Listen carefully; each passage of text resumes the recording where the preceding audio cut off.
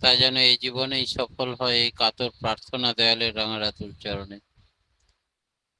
শ্রী শ্রী ঠাকুর আমাদের সত্যানুসরণে বললেন, সর্বপ্রথম আমাদের দুর্বলতার বিরুদ্ধে যুদ্ধ করতে হবে, সাহসী হতে হবে, বীর হতে হবে। পাপের জ্বলন্ত প্রতিমূর্তি ওই দুর্বলতা। তারাও যত শীঘ্র পারো ওই রক্ত শোষণকারী অবসাদ উৎপাদক ভ্যাম্পিয়ারকে। তাই স্মরণ করো তুমি সাহসী, স্মরণ করো তুমি শক্তির তনয়, স্মরণ করো তুমি পরম পিতার সন্তান। আগে সাহসী হও, অকপট হও, তবে জানা যাবে তোমার ধর্মরাজ্যে ঢোকবার অধিকার জন্মেছে। এতটুকু দুর্বলতা থাকলেও তুমি ঠিক ঠিক অকপট হতে পারবে না। আর যতদিন তোমার মন মুখ এক না হচ্ছে, ততদিন তোমার মলিনতার গায়ে হাতই পড়বে না। মন মুখ এক হলে কি লাভ হবে? ভেতরে গিয়ে আর গলদ জমতে পারে না, গুপ্ত আবর্জনা ভাষায় ভেসে উঠে পড়ে, পাপ গিয়ে তার ভিতর বাসা বাঁধতে পারে না। তাই সোজা সরলতার মতো আর চতুরতা নেই। যে যত বড়ই হোক না কেন এই ফাঁদে ধরা পড়বেই পড়বে। একটা মানুষের যোগ্যতা শুধুমাত্র তার সরলতা,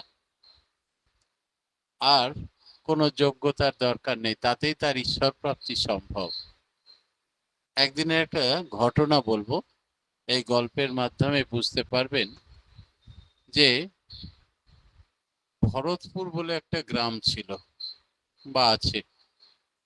সেই গ্রামে চন্দন চ্যাটার্জি বলে একটি ছেলে থাকে। ছেলেটি অত্যন্ত সোজা সরল প্রকৃতির, কিন্তু তার দোষ হচ্ছে একটাই, সে খায় দায় আর ঘুমায়,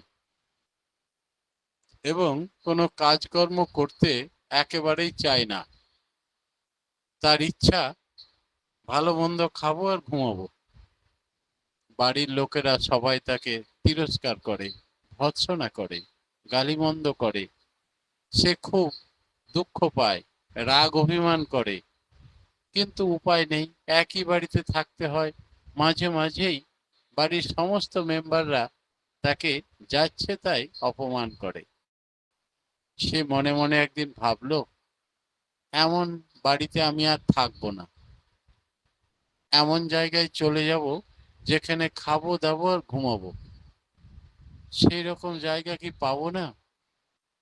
হে ঈশ্বর, তুমি তো নাকি সকল জীবের স্রষ্টা শুনেছি, তাহলে যে যা চায় সেই নাকি তাই পায়, তাহলে আমি কেন পাবো না?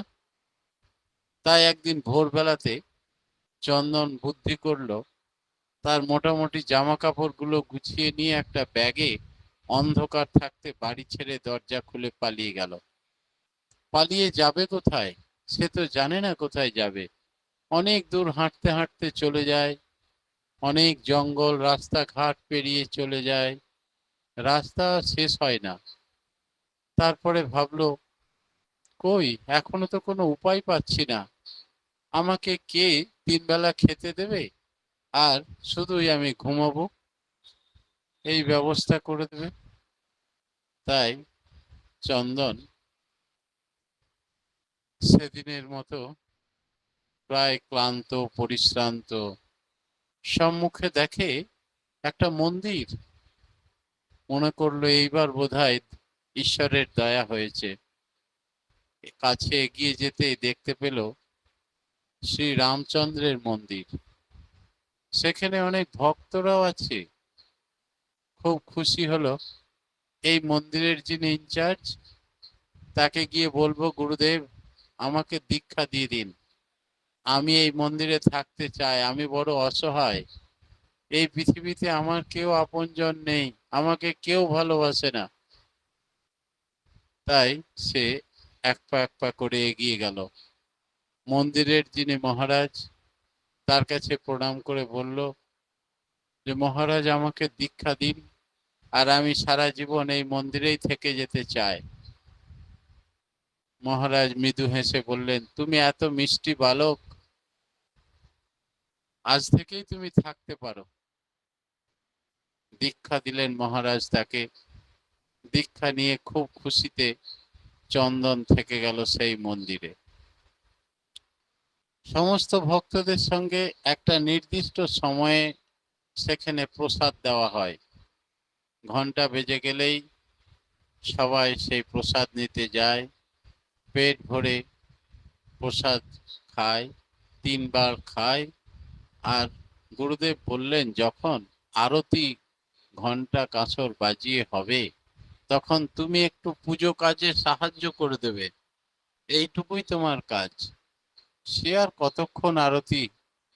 আধ ঘন্টা, 1 ঘন্টা। আর তো কোনো কাজ নেই? বললেন না, ঠিক আছে, 24 ঘন্টায় না হয় 1 ঘন্টা ঘন্টা আরতি পূজা পাঠে সাহায্য করে দেওয়া করে দেবো। চন্দন খুব খুশি।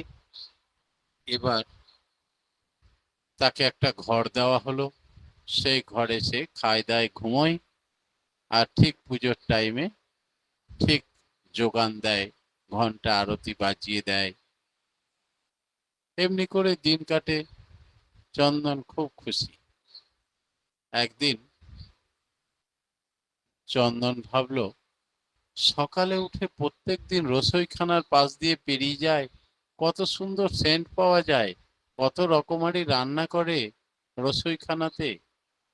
আজকে কেন কেউ রান্না করছে না?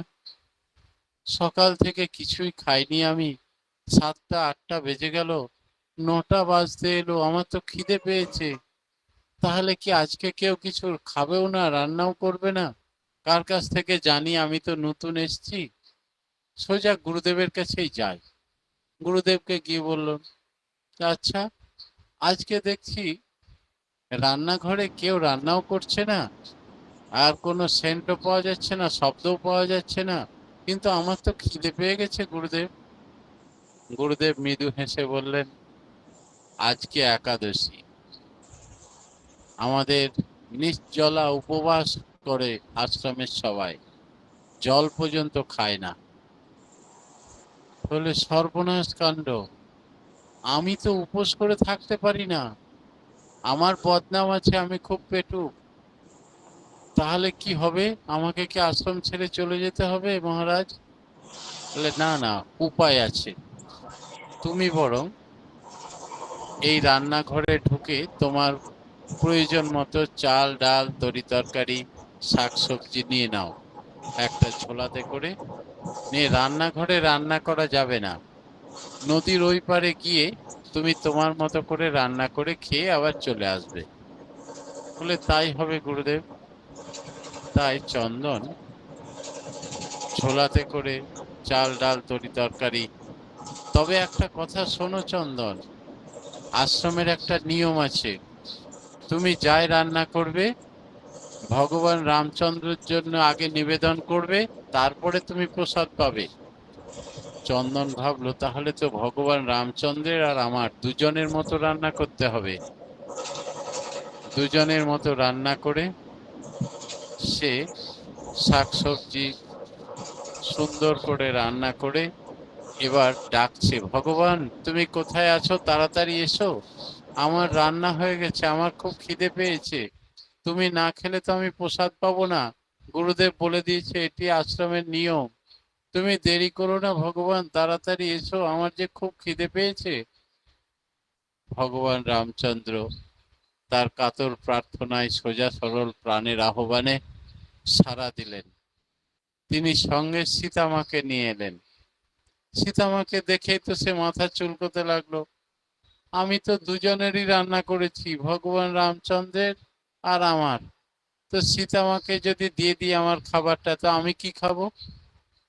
আবার আমার কপালে খাওয়া নেই আজকে। যাক, এসে যখন গিয়েছেন, ভগবানকে তো কিছু বলতে পারি না। দুজনকে তাড়াতাড়ি আসন পেতে বসতে দিয়ে পাতা পেড়ে যত্ন করে খাবার দিয়েছে। দুজনেই ডাল ভাত তরকারি খুব যত্ন করে খেলেন। খাওয়ার পরে তাদেরকে প্রণাম করে বললেন, আবার সামনে একাদশীর দিনে আসবেন প্রভু, বলে প্রণাম করলেন। সীতামাকেও প্রণাম করলেন, তারা চলে গেল। মনের দুঃখে মন শুকনো করে আশ্রমে এসে গুরুদেবকে বললেন, গুরুদেব আমার কপালে খাবার জোটেনি। বলে, কেন রে? বলে, ওই যে আপনি বললেন ভগবান রামচন্দ্রের নিবেদন করবি আর তুই খাবি, তাই জন্য আমি ভগবানকে ডাকলাম, তা আবার সীতা মাকে সঙ্গে নিয়ে চলে এসছেন। তা আমি তো আর না বলতে পারি না, আমার খাবারটা দিয়ে দিলাম সীতা মাকে, আমার কপালে আর খাবার জুটলো না। সামনে একাদশীর দিনে একটু বেশি করে নিয়ে যাব, 3 জনের মতো রান্না করব, তাহলে এবার আমি খেতে পাবো। তাই করবি। তার রান্নাঘরে ঢুকে 3 জনের মতো চাল নিয়েছে, ডাল নিয়েছে, পরিমাণ মতো শাকসবজি নিয়েছে, নিয়ে নদীর ওই পারে গিয়ে রান্না করেছে। রান্না করে করজোরে বলছে, ভগবান এবার চলে এসো, আমার খুব খিদে পেয়েছে, আর দেরি করো না, রান্না হয়ে গেছে, তোমাকে না খাওয়ালে আমি খেতে পাবো না, গুরুদেব বলে দিয়েছে, তাড়াতাড়ি এসো ভগবান। ভগবান এবার সঙ্গে রাম, লক্ষ্মণ আর সীতা 3 জনে হাজির। আবার তার চিন্তা, এর 3 জনের জন্যই তো রান্না করেছি, এই সপ্তাহ, এই একাদশীতেও আমার কপালে খাবার জুটবে না, কিন্তু তাদেরকে তো বলতে পারি না, তারা তো ভগবান।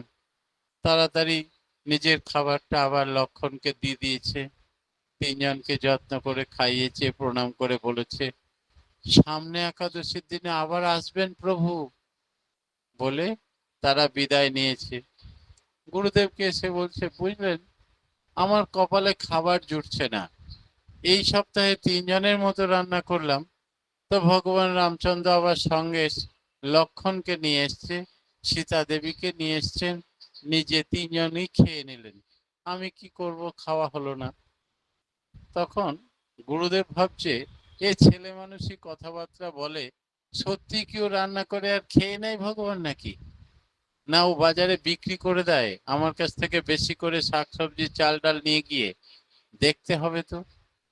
তাহলে গুরুদেব, আমি বলছিলাম কি, ঝোলা ভর্তি করে চাল ডাল নিয়ে যাই, আর সবজিটাও বেশি করে আর একটা ঝোলাতে নিয়ে নিই, এবার তাহলে আমি খেতে পাবো। বললে তাই করো।